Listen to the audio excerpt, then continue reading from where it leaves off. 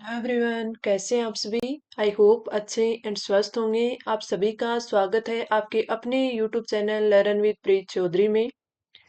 हमारी आरएस 2024 की क्लासेस चल रही थी और ये हमारे पेपर है फोर्थ की क्लासेस थी।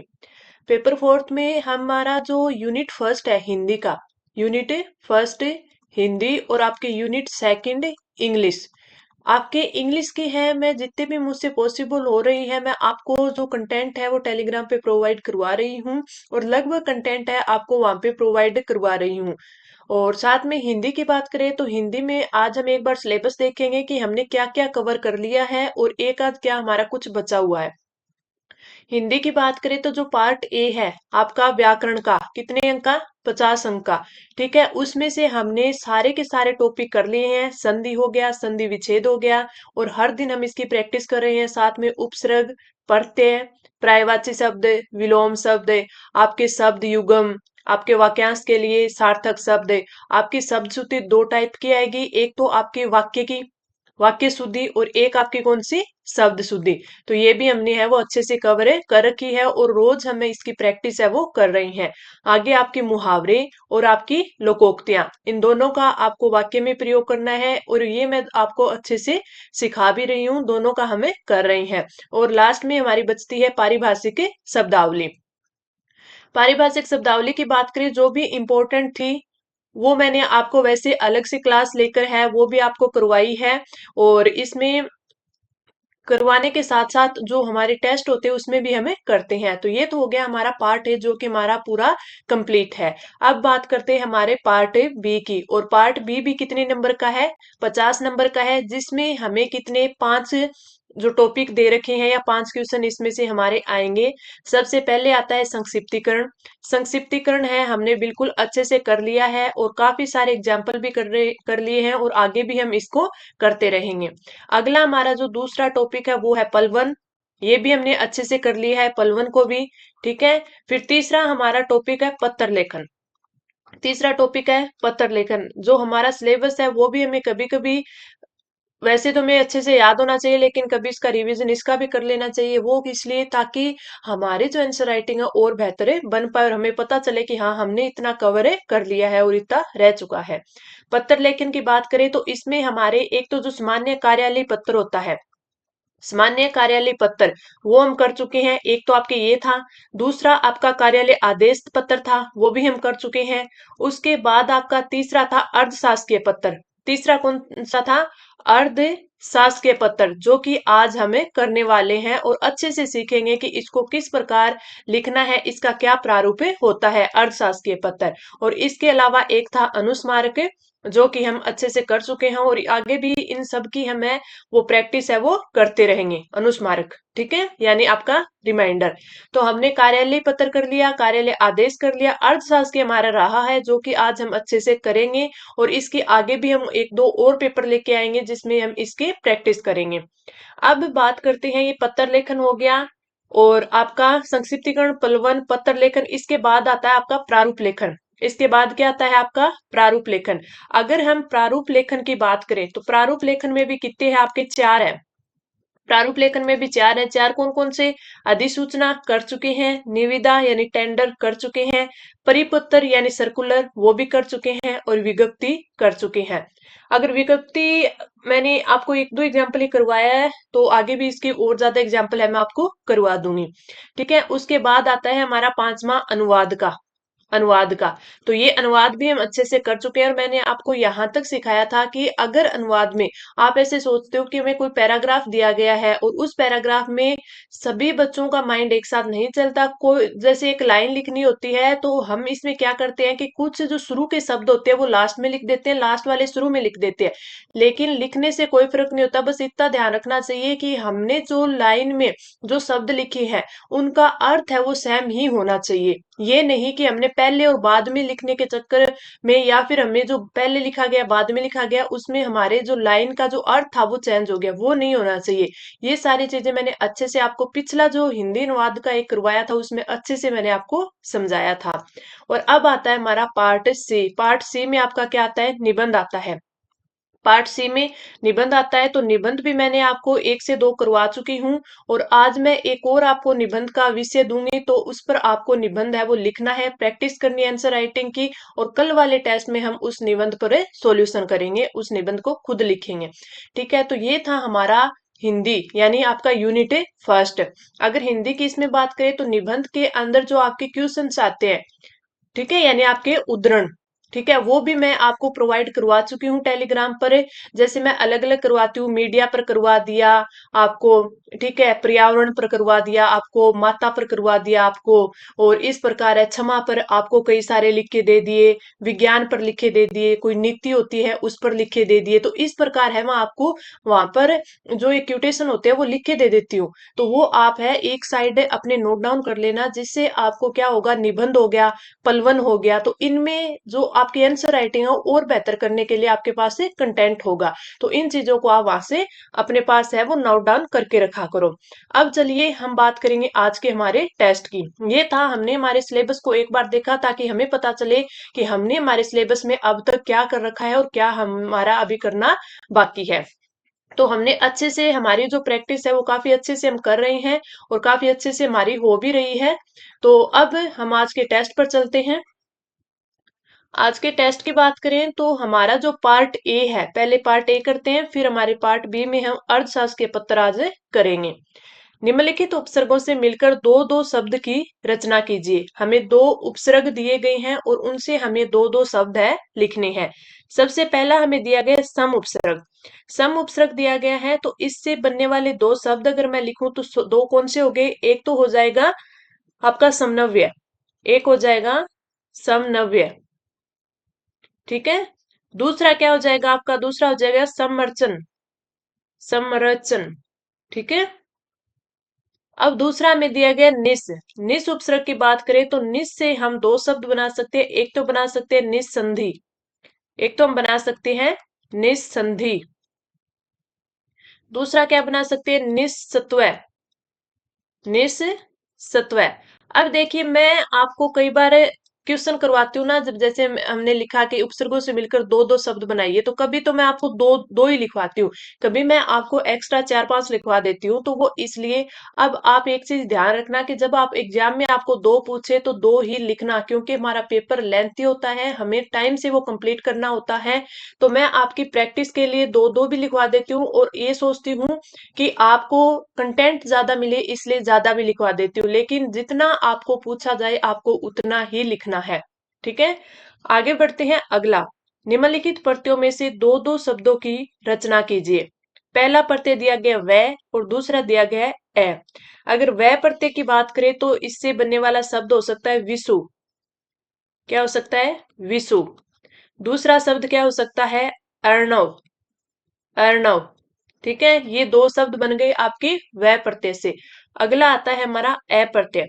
अ प्रत्यय की बात करें तो इससे अ प्रत्यय से एक बन जाता है आपका गौरव, एक आपका बन जाता है मानव। ये आपके अ प्रत्यय से बनने वाले शब्द है। वैसे विष्णु, अर्णव, ऐसे गौरव, मानव। अब हम बढ़ते हैं अगले क्वेश्चन पर, और अगला क्वेश्चन हमें क्या दिया गया है कि हमें निम्नलिखित शब्दों में से उपसर्ग है वो पृथक करना है।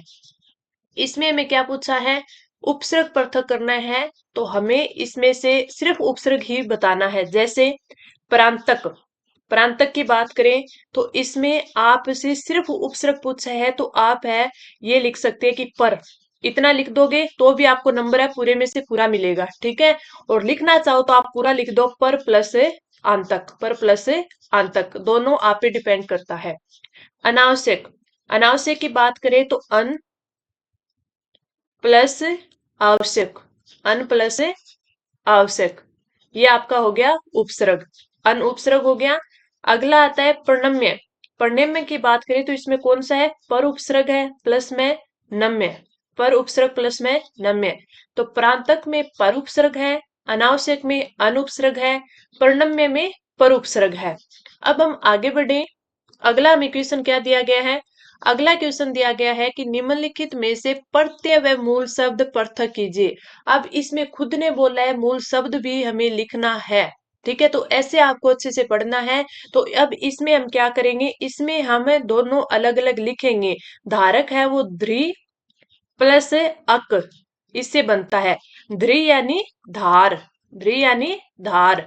ठीक है, तो ध्री इसकी मूल धातु है या मूल शब्द है, प्लस अक, तो इस प्रकार हमें लिखना है। ऊपर वाले में हमें पूछा था, तो ऊपर वाले में इसमें हमें जो मूल शब्द है वो लिखना जरूरी नहीं था, लेकिन इसमें लिखना है। तो ध्री धातु प्लस अक प्रत्यय। आगे बात करें आर्जव, आर्जव की बात करें तो ये बनता है रिजु प्लस ए प्रत्यय, रिजु प्लस ए प्रत्यय। इंपॉर्टेंट है आज के ये प्रत्यय वाले जो आपके मैंने आपको एग्जांपल दिए हैं ये।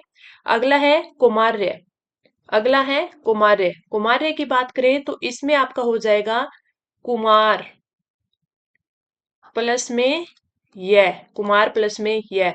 तो आपके यहाँ पे मूल शब्द भी हमने लिखा है और आपका प्रत्यय भी लिखा है। धारक में ध्री धातु प्लस अक प्रत्यय, आर्जव में रिजु मूल शब्द प्लस ए, कुमार्य में कुमार मूल शब्द प्लस में यह प्रत्यय। तो धारक में अक प्रत्यय, आर्जव में ए प्रत्यय, कुमार्य में यह प्रत्यय। अच्छे से आपको देखना है। आगे बढ़ते हैं। आगे हमें दिया गया है कि निम्नलिखित में से दो दो पर्यायवाची लिखिए। सब दिए गए हमें पांच, पांचों के दो दो पर्यायवाची हमें लिखने हैं। सबसे पहले दिया हुआ है तनवंगी, तनवंगी। ठीक है, तनवंगी मतलब क्या होगा, इसका अगर हम पर्यायवाची की बात करें तो एक तो इसका आ जाएगा कृषांगी, एक तो इसका आ जाएगा कृषांगी, कृषांगी। दूसरे की बात करें तो दूसरा इसका जो पर्यायवाची होता है वो हो जाएगा कोमलांगी, दूसरा हो जाएगा कोमलांगी।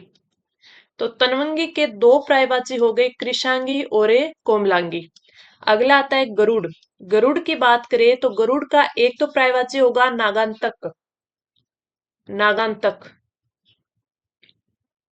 दूसरा हो जाएगा आपका व्यंतय, व्यंतय, व्यंतय। तो ये आपके गरुड़ के दो पर्यायवाची शब्द हो गए। ये जो पर्यायवाची शब्द आज के दिए आपको थोड़े से हार्ड लग सकते हैं, तो आपको अच्छे से इनको याद करना है। अगला है तारा, तारा के पर्यायवाची की बात करें तो इसका एक तो हो जाएगा नक्षत्र, एक तो क्या हो जाएगा नक्षत्र, और एक आपका हो जाएगा उडू, उडू। ठीक है, तनवंगी, कृषांगी, कोमलांगी, गरुड़, नागांतक, व्यंतय, तारा, नक्षत्र, उडू। अगला आता है स्वान, स्वान की बात करें तो इसका एक तो हो जाएगा सारमय, स्वान का हो जाएगा, स्वान का हो जाएगा सारमय और मृगारी, मृगारी। और इसमें रै पर है वो छोटी ई की मात्रा है, स्वान का, सारमय और मृगारी। अगला कुबेर दिया गया है, कुबेर की बात करें तो इसमें जो कुबेर का पर्यायवाची एक तो होता है नृवाहन, क्या होता है नृवाहन, और एक इसका पर्यायवाची क्या होता है धनपति, एक इसका पर्यायवाची क्या होता है धनपति। वेरी इंपॉर्टेंट है आज वाले पर्यायवाची, तनवंगी, कृषांगी, कोमलांगी, गरुड़, नागांतक, व्यंतय। बार बार रिपीट कर रही हूं ताकि आपको यहीं पर इनके याद हो जाए।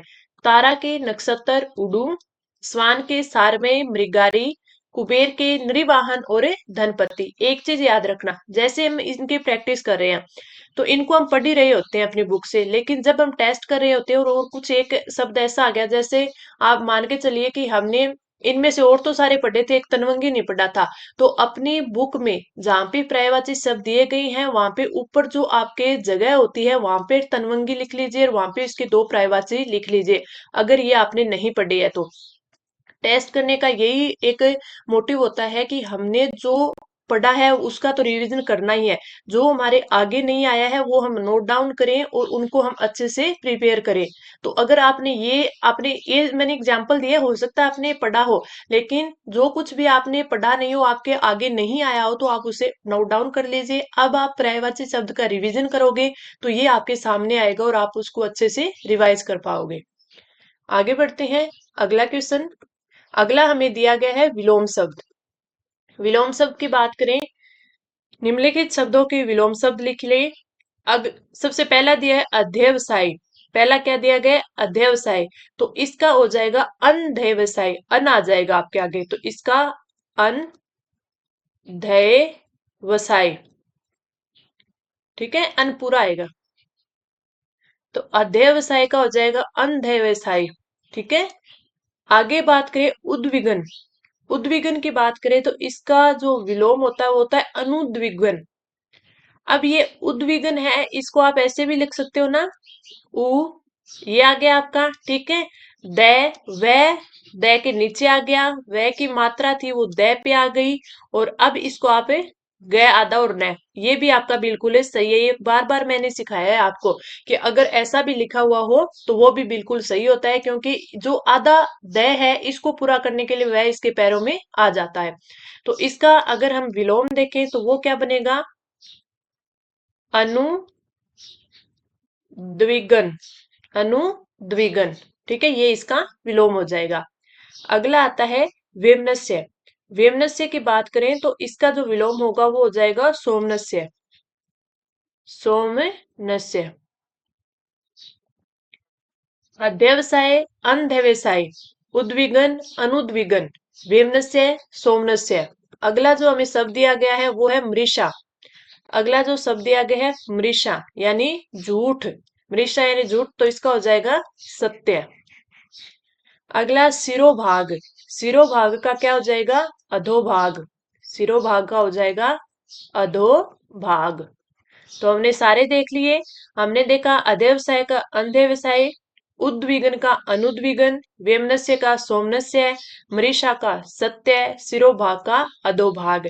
जो भी आप पढ़ते हैं अपना रिवीजन करते हैं तो आपको आता होगा, यानी आपने पढ़ा है उसमें। अगर कुछ भी नया आपको लगे तो आप उसको तुरंत नोट डाउन कर लें, ताकि आपको आगे जब वो रिवीजन करे तो आपको वो अच्छे से आता हो। जरूरी नहीं है कि एग्जाम में वही सब आए जो हमने पढ़ा है। अब अगला आता है हमारा निम्नलिखित शब्दों की संधि कीजिए। हमें संधि विच्छेद दिया गया है और हमें क्या करनी है, संधि। सबसे पहले दिया गया गुरु प्लस औदार्य। गुरु प्लस औदार्य का हो जाएगा गुरुवोदार्य। गु, रे, वो, दार्य। गुरुवोदार्य। गुरु प्लस औदार्य, गुरुवोदार्य। उत्तर प्लस अयन। उत्तर प्लस अयन का होता है उत्तरायण। उत्तर प्लस अयन का होता है उत्तरायण, उत्तरायण। ठीक है। अगला आता है पर प्लस उद। पर प्लस उद का होता है प्रोड। पर प्लस उद का होता है प्रोड। सत प्लस उपदेश। सत प्लस उपदेश का होता है सदुपदेश। सदुपदेश। और ये आपके किस में आता है, आपके शब्द शुद्धि में भी आता है, जिसमें आपको क्या लिखा, लिख के दे देते हैं सदोपदेश। सदोपदेश दे देते हैं तो ये आपका क्या हो जाता है, गलत हो जाता है। तो आपका सही क्या होता है, सदुपदेश। सत प्लस उपदेश। जब भी हम संधि करें तो संधि के हर एक शब्द को अच्छे से देखें, पढ़ें और उसे लिखें, ताकि हमारे संधि के साथ साथ है आपका शब्द शुद्धि है वो भी कंप्लीट है, हो रहा है। आगे बढ़े। अगला हमें दिया गया है युधि प्लस स्थिर। युधि प्लस स्थिर की बात करें तो इससे क्या बनता है, युधिष्ठिर। युधिष्ठिर। युधि प्लस स्थिर का युधिष्ठिर। तो आपके गुरु प्लस औदार्य का गुरुवोदार्य, उत्तर प्लस अयन उत्तरायण, पर प्लस उद प्रोड, सत प्लस उपदेश सदुपदेश, युधि प्लस स्थिर युधिष्ठिर। अब हम आगे बढ़ते हैं। अब चलते हैं हमारे पार्ट बी पर। पार्ट बी पर चले तो मैंने आपको कल दिया था कि आपको क्या लिखे लेके आना है, अर्ध सरकारी पत्र। श्री मनफुल मीणा, निदेशक प्राथमिक एवं माध्यमिक शिक्षा निदेशालय राजस्थान बीकानेर को, मनफुल मीणा को लिखना है, जो कि बीकानेर में क्या है, निदेशक है प्राथमिक एवं माध्यमिक शिक्षा निदेशालय राजस्थान के। लिखेगा कौन, श्री रघुवीर शरण। कौन है ये, विशिष्ट सचिव गृह विभाग शासन सचिवालय जयपुर। ठीक है, विशिष्ट सचिव है ये, किसके, गृह विभाग शासन सचिवालय जयपुर के। इनके द्वारा लिखा जाएगा प्राथमिक एवं माध्यमिक शिक्षकों की आगामी विधानसभा चुनाव कार्य के लिए पाबंद करने बाबत। ठीक है, तो रघुवीर शरण जी हैं, उन्होंने लिखा है श्री मनफुले मीणा जी को। तो अब हम देखेंगे कि इन्होंने जो अर्ध सरकारी पत्र होता है वो लिखते कैसे हैं। ये 10 नंबर का है आपका। सबसे पहले अगर हम कोई भी पत्र वगैरह लिखते हैं तो उसमें क्या चीज देखते हैं, उसमें देखते हैं आपके जो सबसे पहले तो ये आपका लिखा होता है ना, राजस्थान सरकार, यानी ये किस विभाग का है, तो अब दोनों ही राजस्थान सरकार के थे तो ऊपर लिख दिया राजस्थान सरकार। उसके बाद आप इस साइड लिखोगे जो पत्र लिख रहा है उनका नाम। तो पत्र कौन लिख रहा है, रघुवीर शरण लिख रहे हैं जो कि विशिष्ट सचिव हैं आपके, ठीक है। ये हमें ऊपर दिया हुआ है ना, ये देखिए रघुवीर शरण विशिष्ट सचिव, तो यहाँ पे हमने विशिष्ट सचिव लिख दिया। और ये सचिव किसके हैं, गृह विभाग शासन सचिवालय के हैं, ठीक है। तो पहले जो पत्र लिख रहा है उसका नाम आएगा, इस साइड इनके पद का नाम, यानी गृह विभाग, ये गृह विभाग शासन सचिवालय, पद का नाम ये नीचे आ गए इनके, ये कौन से विभाग के हैं वो आ गया, जयपुर स्थान का नाम आ गया, कब लिखा 24 नवंबर 2023 को ये पत्र हमने लिखा, तो ये आ गया। अब यहाँ पे हम पत्र क्रमांक लिखेंगे।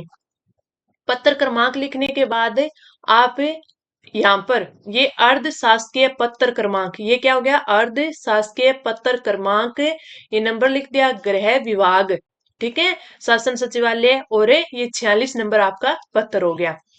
अब इसमें दो चीजें होती हैं, आपने देखा होगा कि यहाँ पे जो लिख रहा है उसका नाम हो गया, उनके पद का नाम हो गया, ठीक है, और यहाँ पे राजस्थान सरकार, और यहाँ पे जिस विभाग से है वो हो गया, यहाँ पे स्थान हो गया, ये आपके पत्र क्रमांक हो गया। तो यहाँ पे आप चाहो तो यहाँ पे विषय लिख सकते हो, चाहो तो आप विषय लिख सकते हो, नहीं भी लिखोगे तो भी आपका चलेगा, कोई आपको गलत नहीं बताएगा, ठीक है। यहाँ पे विषय लिख सकते हो अगर चाहो तो। और साथ में फिर यहाँ पे जैसे मैंने स्टार्ट कर दिया सीधा, जिस मैटर के बारे में लिखा था, जिसके लिए हमने लिखना था वो स्टार्ट कर दिया।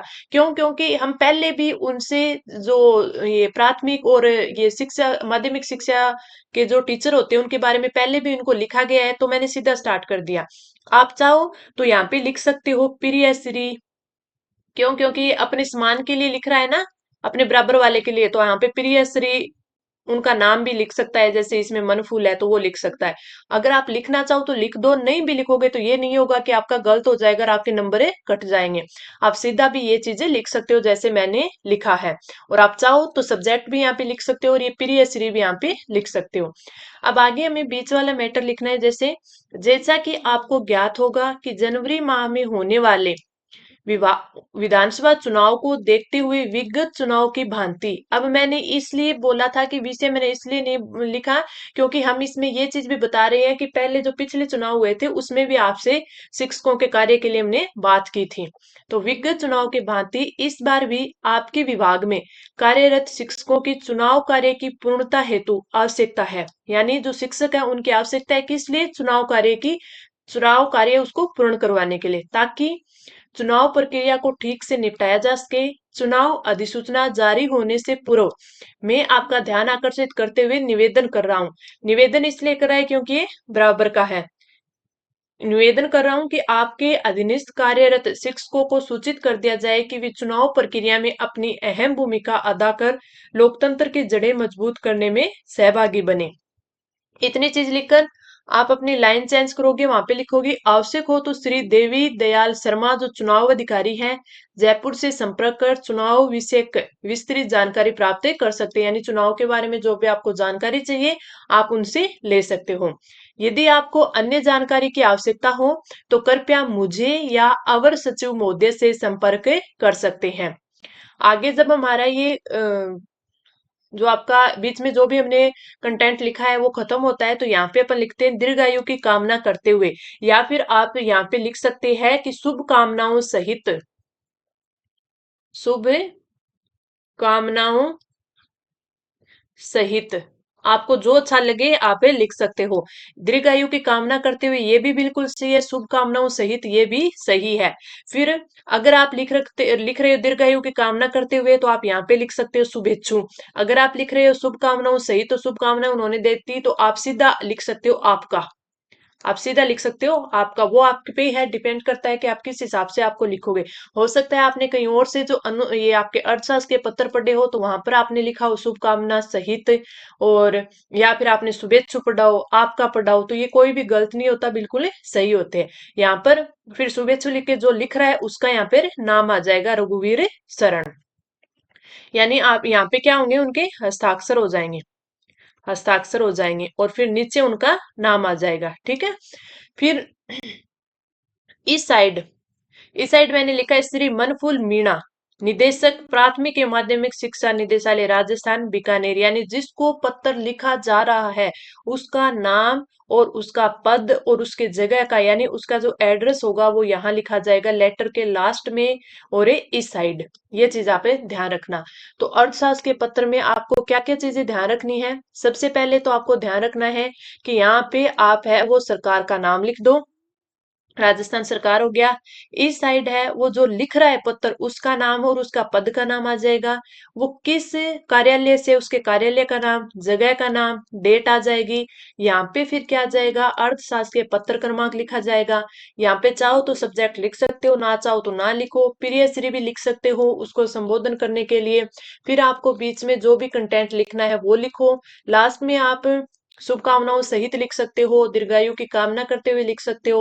यहाँ पे पहले शुभेच्छु या फिर आपका लिखकर नीचे साइन करोगे, फिर यहाँ पे क्या लिखा जाएगा, जिसने लिखा है उसका नाम आ जाएगा।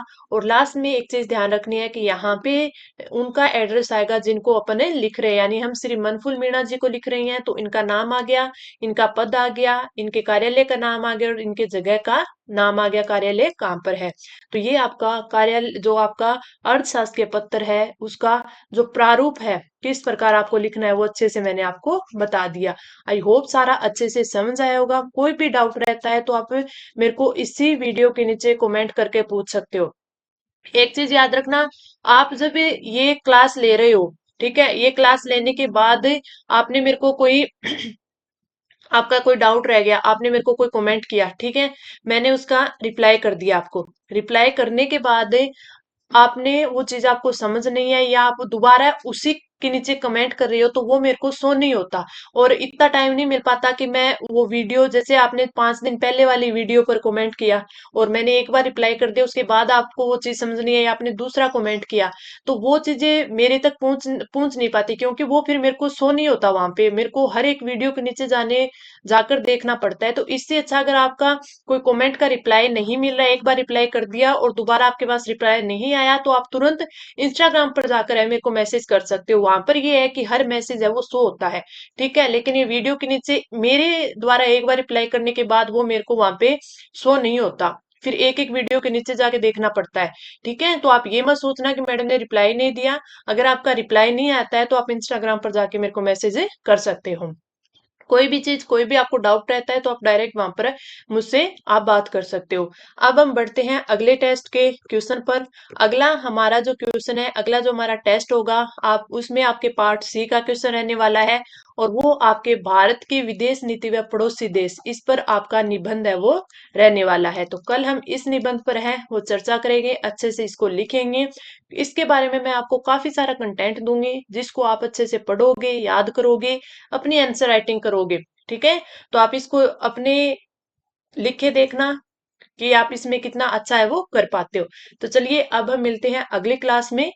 और अगर आपको क्लास अच्छी लगी तो लाइक करना, चैनल को सब्सक्राइब करना और अपने दोस्तों के साथ चैनल को शेयर करना मत भूलना। तो चलिए अब मिलते हैं अगली क्लास में। धन्यवाद।